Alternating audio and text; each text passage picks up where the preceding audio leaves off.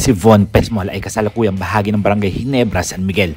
Noong Setyembre 2024 ay siya na-trade mula sa Northport itong Ginebra kapalit na Jeff Chan at Ken Salado.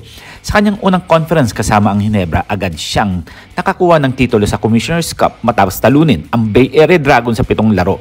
Bago ito, bahagi na rin siya ng San Miguel Beerman na nagkampiyon sa Philippine Cup, kaya't may pagkakataon siyang makamit ang bihirang personal na Grand Slam kung nagwagi rin sa Governor's Cup. Bagaman hindi siya pangunahing scorer, mahalaga ang kanyang kontribusyon bilang isang sharpshooter at role player. Ang kanyang karanasan at kakayahan sa perimeter shooting ay nagbibigay ng lalim sa bench ng Ginebra. Sa kasalukuyan, aktibo siyang bahagi ng rotation ng koponan at inaasahang magpapatuloy ang kanyang paglalaro sa natitirang bahagi ng season. Well, maraming ang lumalabas ang balita na si Von Pesmol nga pagbibigyan na nga daw at paglalaroin na ng mahabang oras sa Barangay Ginebra dahil yun ang gagamitin ni Coach Tim Cone sa mga rotation niya sa mga player niya.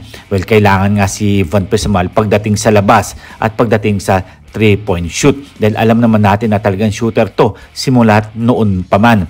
Well, sa palagay niyo ba mga pare ko si Von Pesmol gagamitin na talaga ngayong season na to?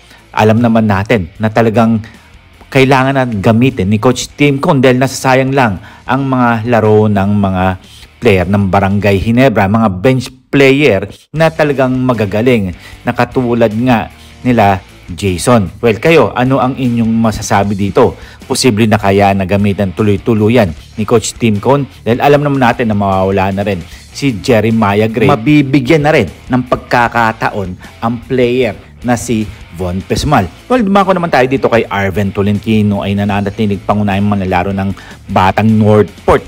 Well, simula nang matrade mula sa Ginebra noong 2022, lumago ang kanyang papel at naging leader ng koponan sa Commissioner's Cup at sa ng season 49.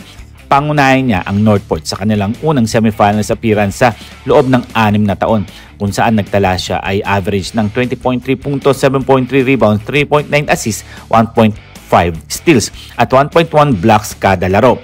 Dahil sa kanyang kahangahangang performance, iginawad sa kanya ang Best Player of the Conference Award, ang unang Northport player na nakamit ito mula noong 2019.